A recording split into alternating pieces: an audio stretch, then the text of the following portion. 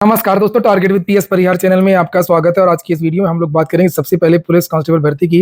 अभी भर्ती बोर्ड ने एक नोटिस जारी किया है सभी विद्यार्थियों के लिए, उसको देखेंगे। उसके बाद में हम लोग बात करेंगे 69,000 शिक्षक भर्ती की। विद्यार्थी कल से पूछ रहे हैं लगातार कि सर अब कितनी कट ऑफ प्रभावित हो सकती है, अब कितने विद्यार्थियों को मौका मिल सकता है। चलिए शुरू करते हैं। और यहाँ पर देख सकते हैं पुलिस भर्ती एवं प्रोन्नति बोर्ड की ऑफिशियल वेबसाइट है। यहाँ पर एक नोटिस आई हुई है, उत्तर प्रदेश पुलिस में आरक्षित नागरिक पुलिस के पदों पर सीधी भर्ती 2023 लिखित परीक्षा का पुनः आयोजन। लिखित परीक्षा के प्रवेश पत्र डाउनलोड किए जाने हेतु महत्वपूर्ण सूचना। आप लोग वीडियो को जल्दी से लाइक कर दें पहले ही। और ये 19 तारीख यहाँ पर डेट पड़ी हुई है। लिखा है उत्तर प्रदेश पुलिस भर्ती एवं प्रोन्नति बोर्ड द्वारा आरक्षित नागरिक पुलिस के पदों पर सीधी भर्ती 2023 की लिखित परीक्षा 23, 24, 25 अगस्त और 30, 31 अगस्त 2024 को प्रत्येक दिवस की 2 पालियों में आयोजित की जाएगी। और यहाँ पर ये तारीखें दी हैं और बताया गया कि इन विद्यार्थियों का जो एडमिट कार्ड है वो किस दिन आएगा। तो यहाँ पर देखिए लिखा है कि 23 अगस्त को जिन विद्यार्थियों की परीक्षा है उनके एडमिट कार्ड 20 तारीख को आएंगे। जिन विद्यार्थियों की परीक्षा 24 तारीख को है उनकी एडमिट कार्ड 21 को आएंगे। जिनकी 25 को परीक्षा उनके 22 को। जिन विद्यार्थियों की परीक्षा 30 अगस्त को है उनके एडमिट कार्ड 27 को। जिन विद्यार्थियों की परीक्षा 31 तारीख को है उन विद्यार्थियों के एडमिट कार्ड 28 तारीख को जारी होंगे। नीचे कुछ और भी सूचनाएं दी गई हैं। लिखा है कि अभ्यर्थियों की सुलभता हेतु समसंख्यक विज्ञप्ति दिनांकित 15 अगस्त 2024 द्वारा लिखित परीक्षा हेतु अभ्यर्थियों के परीक्षा के जनपद के आवंटन की अग्रिम सूचना पर्ची डाउनलोड किए जाने हेतु लिंक बोर्ड की वेबसाइट पर अपलोड किया जा चुका है, जिसमें आवंटित जनपद के साथ साथ परीक्षा की तिथि भी अंकित है। तो विद्यार्थियों को बता दिया गया कि किस दिन किन विद्यार्थियों की परीक्षा कहां पर है। नीचे लिखा है कि उक्त के क्रम में अभ्यर्थियों को सूचित किया जाता है कि निर्धारित परीक्षा दिवस के साथ प्रवेश पत्र जारी होने की नियत तिथि से पूर्व किसी भी अन्य परीक्षा तिथियों के प्रवेश पत्र अपलोड नहीं किए जाएंगे। वही मतलब है जिनका जैसे 20 तारीख को केवल 23 वाले विद्यार्थियों के एडमिट कार्ड जारी होंगे। तो यही सब सूचना यहाँ पर दी गई है। नीचे लिखा है कि अतः अभ्यर्थियों से अपेक्षा है कि वह अपने परीक्षा तिथि के आधार पर प्रवेश पत्र जारी होने की अंकित तिथि को ही अपना प्रवेश पत्र डाउनलोड करने की कार्रवाई करें ताकि कोई असुविधा ना हो। नीचे लिखा यह सूचना अभ्यर्थियों के सूचनार्थ प्रकाशित की जा रही है। अभ्यर्थियों से अपेक्षा की जाती है कि वे नवीनतम अपडेट व अग्रेतर महत्वपूर्ण निर्देशों हेतु उत्तर प्रदेश पुलिस भर्ती एवं प्रोन्नति बोर्ड की वेबसाइट upppb.gov.in का अवलोकन करते रहें। चलिए हम अब बात कर लेते हैं 69,000 शिक्षक भर्ती की। अब चूंकि अब इसमें नई सूची बनने जा रही है, जानकारी तो ये मिली है कि बहुत जल्दी सूची आपके सामने होगी। सरकार ने सूची पहले ही बना ली थी और बस इंतजार था हाईकोर्ट के ऑर्डर का। सरकार को तो पहले से ही मालूम था कि इस भर्ती में अनियमितता हुई है। सरकार को मालूम नहीं होता तो ये 6800 की सूची जारी ही क्यों होती।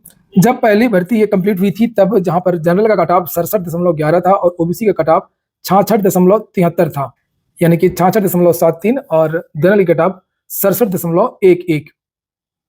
वहीं पर अब ये निश्चित नहीं है कि कितने विद्यार्थियों को सरकार बुलाएगी।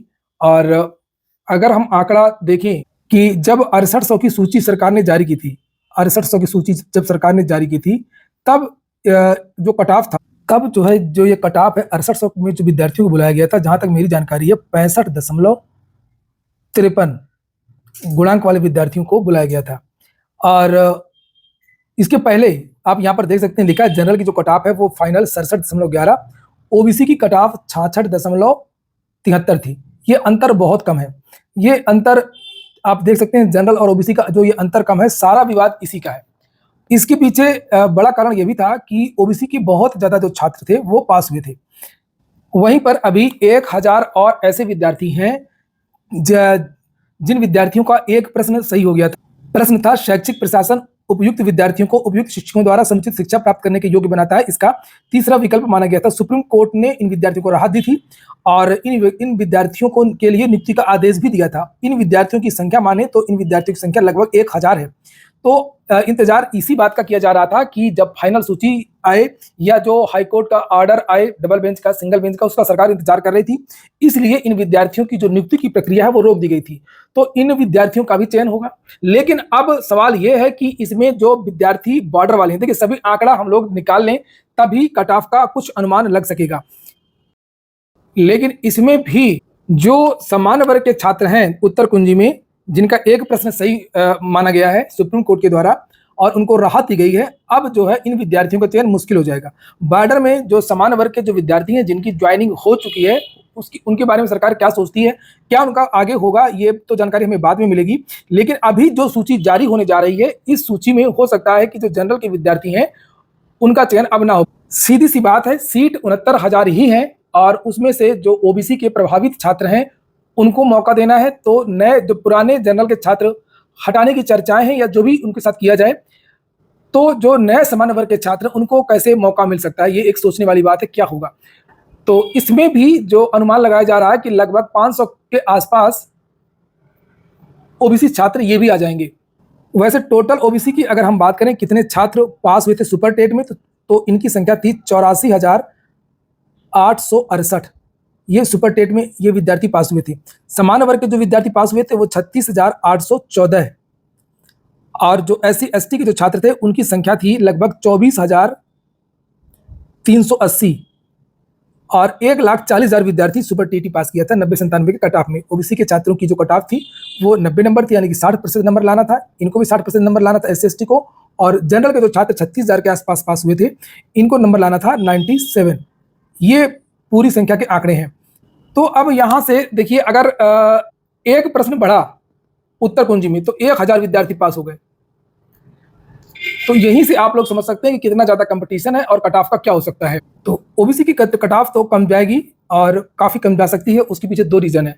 एक तो ये कि जो बताया जा रहा है जिला वरीयता को लेकर के, जो छात्र जनरल में गए थे, जिनका चयन जनरल में हुआ था, मेरिटोरियस जो विद्यार्थी थे, योग्य विद्यार्थी थे, उनके नंबर बहुत ज्यादा थे, लेकिन उन्होंने अपना जब जिला लिया, जिले में उनको जनरल में पद नहीं मिला तो ओबीसी में चले गए और इसकी वजह से वो ओबीसी में काउंट किए गए और ये थे जनरल के विद्यार्थी। और अब ये विद्यार्थी जो है उन्होंने कट ऑफ दिया बढ़ा, कट ऑफ इनकी गई है बढ़। अब ये विद्यार्थी पुनः जनरल में काउंट किए जाएंगे। जैसा कि कहा जा रहा है, अगर ये विद्यार्थी जनरल में काउंट किए जाएंगे तो इन विद्यार्थियों की यहाँ से छटनी होगी, ये विद्यार्थी ऊपर जाएंगे जनरल की कट ऑफ में। और जब ये विद्यार्थी ऊपर जनरल की कट ऑफ में जाए तो जो जनरल का कट ऑफ है, चाहे उसमें ओबीसी के छात्र हुए हो, चाहे SC के छात्र हुए हो, चाहे वो जनरल के छात्र हुए हो, ये जो छात्र प्रभावित होंगे जो भी बाउंड्री के विद्यार्थी हैं। तो ये तो जो भी सरकार करे, इनका समायोजन करे या हटाए, जो भी चीजें करे। वैसे हटाना तो बड़ा मुश्किल लग रहा है। मैं एक बात और बता दूं कि सरकार कुछ ना कुछ राहत जरूर देगी, क्योंकि ये जो छात्र हैं वो तो ओवर एज हो गए, बहुत सारी चीजें हो गई। शिक्षा मित्रों से तुलना जरूर की जा रही है, लेकिन उनका मामला दूसरा था। शिक्षा मित्रों के अंदर योग्यता नहीं थी, वो टीटी पास नहीं थे, बहुत सारी चीजें थी उनके अंदर। और अगर वो केवल टीटी पास वाला मैटर होता ना, अगर अखिलेश यादव जो समय के तत्कालीन मुख्यमंत्री थे, जिन्होंने इनका समायोजन किया था, अगर वो केवल टीटी पास शिक्षा मित्रों को लेते, परमानेंट करते, तो उनको कोई बाहर नहीं कर सकता था। मेन मामला इसमें यही फंस गया था। तो बहरहाल वो इस 69,000 में तो नहीं रहेंगे। और ये जो 69,000 भर्ती है वो जिस तरीके से कहा गया स्टेट मेरिट बना करके और उस तरीके से बनेगी। और जो जिन छात्रों, जो ओबीसी के छात्र जो जनरल में नंबर लाए थे और पुनः ओबीसी में चले गए थे, उनको पुनः जनरल में डाला जाएगा। इसलिए जो ओबीसी की कट ऑफ है ये थोड़ा सा नीचे जाएगी। और जब 6800 की जो सूची जारी हुई थी उसमें ये कट ऑफ 65.53 गई थी। अब इसमें अंतर कितना आया इसे आप लोग देख सकते हैं। लगभग 1 नंबर का भी इसमें अंतर नहीं दिख रहा है। ये 66.73 है, 65.53 है। यानी कि ये जो कट ऑफ है वो 1.2 का ये जो अंतर है वो मिल रहा है। तो अगर लगभग 6,000 विद्यार्थियों को लिया जाता है तो कट ऑफ इतनी जाएगी। अगर 12,000 विद्यार्थियों को लिया जाता है तो इतना ही आप और कम कर, यानी कि ये जो कट ऑफ है वो लगभग 64.33। अगर लगभग 12-13,000 विद्यार्थियों को मौका मिलता है तो ये कट ऑफ 64.33 ओबीसी की कट ऑफ की बात हो रही है। और इससे ज्यादा मुझे नहीं लगता है कि विद्यार्थियों को मौका दिया जाएगा। तो आगे की बात करना ही बेकार है। झूठा आश्वासन मैं नहीं देना चाहता किसी को, सभी लोग मान लें कि नहीं हमारा भी सिलेक्शन हो जाएगा, हमारा भी सिलेक्शन हो जाएगा। तो ऐसी बातें मैं यहाँ पर नहीं करूंगा। हो जाता है तो बहुत अच्छी बात है। और 500 के आसपास, 500 या 600 हो सकता है। जो उत्तर कुंज वाले विद्यार्थी, उन विद्यार्थियों को भी इसी में मौका देना है, इसी में वो विद्यार्थी आएंगे। तो ओबीसी की कट ऑफ का जो अनुमान है मोटा मोटा कि 64 के आसपास कट ऑफ जा सकती है। वो भी तब जाएगी जब लगभग 12,000 विद्यार्थियों को सरकार मौका देती है।